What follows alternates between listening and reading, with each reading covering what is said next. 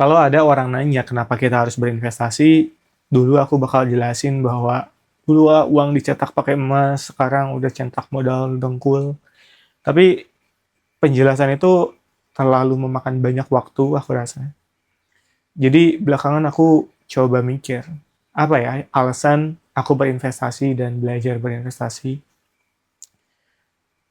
Ternyata alasannya itu sederhana sama kayak alasan aku berolahraga.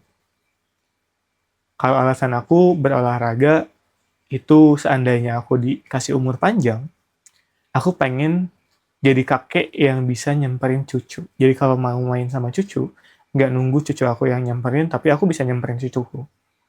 Dan itu memaksa aku memiliki badan yang fit sampai usia tua. Tentu dengan asumsi aku dikasih umur sampai usia tua. Dan ya nggak apa-apa juga kalau ternyata aku belum nyampe tua terus keburu meninggal untuk alasan apapun nanti. Setidaknya aku seumur hidup, selama aku hidup, badanku tetap fit dan aku bisa melakukan aktivitas yang memang ingin aku lakukan. Nah, dengan alasan yang sejenis, aku juga berinvestasi.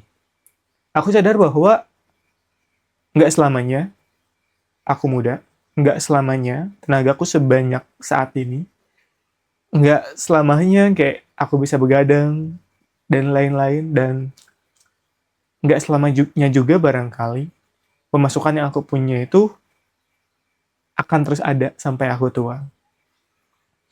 Teman-teman tuh kadang alasan untuk tidak menabung dan tidak menyimpan uang itu karena ngerasa bulan depan juga akan ada pemasukan lagi.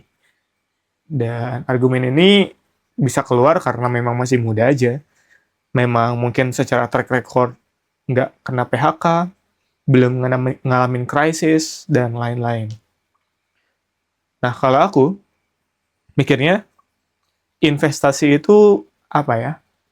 Semacam garansi. Karena tenaga kita semakin tua itu semakin berkurang, jadi aku menyimpan tenaga yang sudah aku konversi dalam bentuk uang di usia muda untuk aku pakai nanti di usia tua.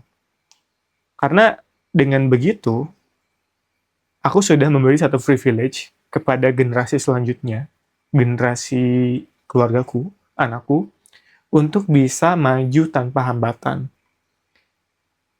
Maksudnya gimana? Banyak orang yang ingin mengejar sesuatu tapi terhambat karena terjebak menjadi sandwich generation.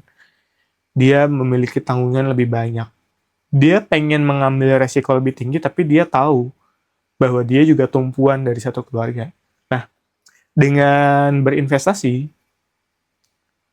aku merencanakan setidaknya ketika anakku nanti sudah dewasa, sudah besar, dan ingin mengambil keputusan yang lebih beresiko, dia sudah tidak perlu lagi memikirkan bagaimana kebutuhan orang tuanya, karena orang tuanya udah mandiri secara finansial.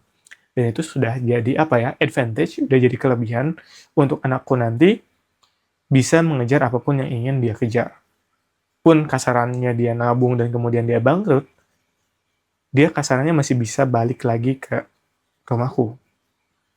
Itu sih sebetulnya alasan paling simpel buat memulai berinvestasi atau setidaknya belajar soal investasi tanpa embel-embel inflasi dan lain-lain, ya karena kita tidak selamanya muda, dan artinya kita tidak bisa selalu seproduktif semasa kita muda. Dan artinya, ya nggak ada ruginya menyisihkan tenaga yang kita punya di masa muda untuk masa tua nanti. Itu sih alasan aku berinvestasi, dan